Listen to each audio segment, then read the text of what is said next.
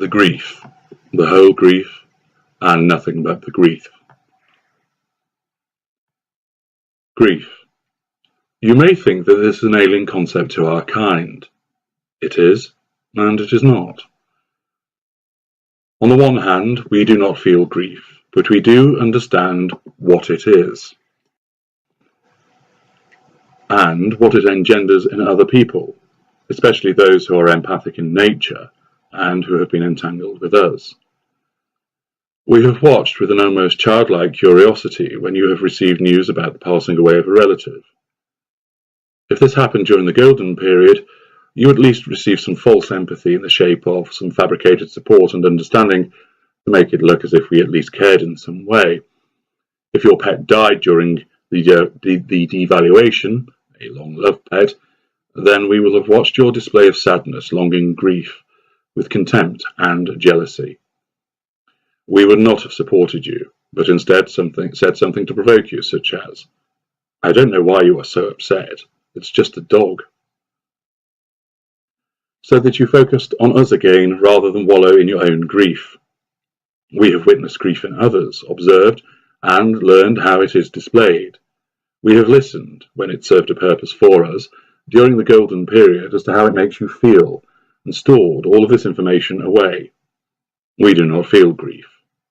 We may exhibit it for the sake of appearances, if this will garner fuel for us, and to preserve the facade, but it is never felt.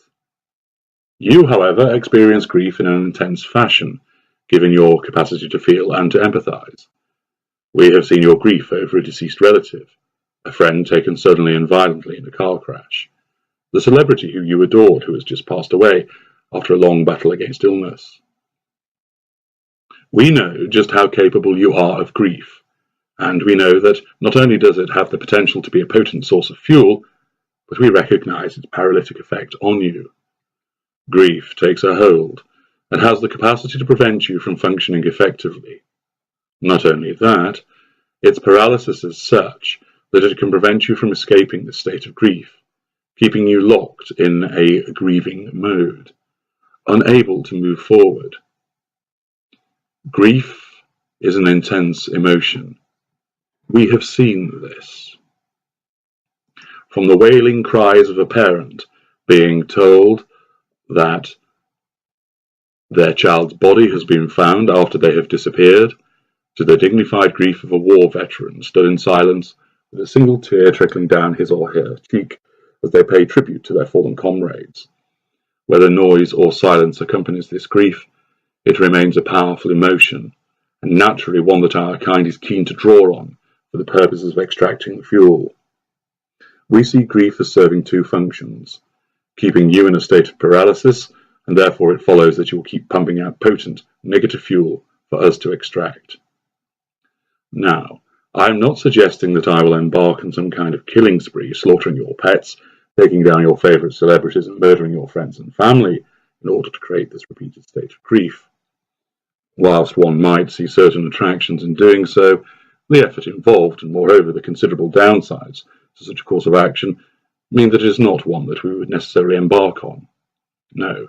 Instead, there is an alternative way of looking to create an enduring state of grief on your part. We want you to grieve for us. This does not involve us taking our own lives. We rarely commit such an act. We will threaten it, certainly as part of a hoover, but we regard the world as needing us, and therefore we will extremely rarely commit suicide. We will, however, cause you to grieve for us, and we do this when we eventually discard you after a harsh devaluation. When this discard takes place, we will leave you with 3 losses over which you will grieve. Your grief will be prolonged because there are 3 losses, and thus this maximizes not only the prospect of paralysis, but also a longer period for the provision of potent fuel. The first loss is the loss of who you thought we were. You were seduced and swept off your feet by this charming individual who mirrored everything you liked and disliked. We ticked all the boxes. We professed to be your soulmate. We gave you a perfect love, made every day special, and had you excited to see us and hear from us. We created such a wonderful start to the relationship, unlike anything that you had experienced before. We understood you, we cared, apparently, We showed you such passion. We listened and engaged in those things which you always wanted to share with someone else. We wrapped ourselves around you, permeated your very core, and entwined our lives so that you were never happier, and you could never comprehend a time when such delicious rapture would end. But it did, and how. The loss of something so brilliant and splendid hurts you, and feels like you have suffered a bereavement, so intense and painful is the experience. Even though you hear the words that it was an illusion, that none of it was real and that you must now let go, it is still so hard to accept all of that. And you miss us. Oh, how you miss us. You miss that wonderful person we were at the beginning, and you want that person back. No matter how many times you are told that he or she was just a creation, that it was an illusion designed to fool you, and that we never loved you and never meant or felt anything we said to you, it is still incredibly hard to accept.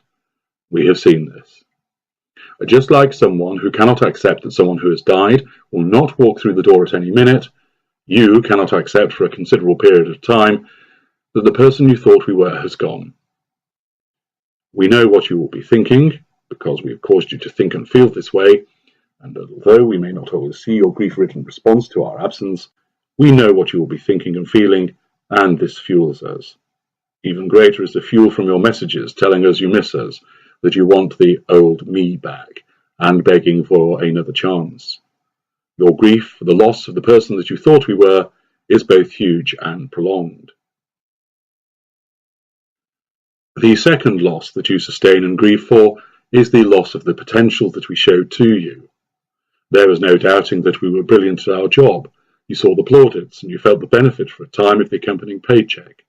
You saw the trophies amassed for our various achievements in different fields, and you heard other people speak highly of our accomplishments.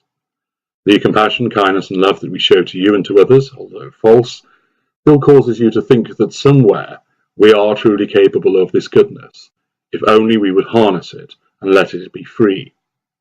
You have witnessed two things: the reality of our drive to be the best and the accompanying good that such drive and ambition brings, a surgeon saving lives, a scientist inventing cures, an entrepreneur creating wealth and jobs, a policeman making the neighbourhood safer, a teacher educating so many people to a high degree.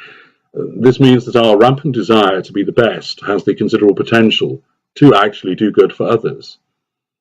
You also saw something in terms of the way that we treated you, and as an empathic individual, you still believe that this goodness can be freed and used to both our benefits so that we are both happy together. You came to regard us as a wounded and hurt person, and in conjunction with your innate desire to heal and fix, you felt that if you could heal us, then the mutual benefits would be amazing. There was so much potential waiting to be unlocked and utilized, and now with our departure and your discard, that potential has been lost. You grieve this loss of opportunity and how things might have turned out oh so different. You want to turn back the clock, do things differently, and the inability to do so causes you considerable grief and pain. The third area of grief which you sustain from coupling with us is not grieving over us, but it stems from being with us, and that is grieving the loss of your identity. Before we came along, you were happy, independent, strong, bright, well liked by your family, friends, and colleagues. You had many interests and you enjoyed life. Yes, there were flaws and vulnerabilities, but you handled them as best you could, as you forged a path through life knowing who you were. Then we came along. We subsumed you into us. We eradicated your characteristics as we either stole them for our own construct to show the world, or we eroded them through the steady application of our vicious manipulations.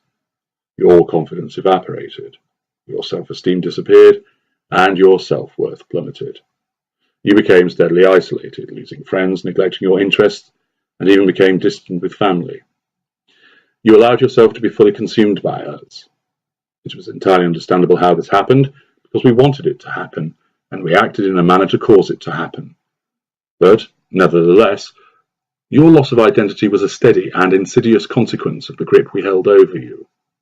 Now, as you sit alone, ruminating on what once was, grieving the loss of who you thought we were, the loss of the potential, you are also hit by the loss of who you were.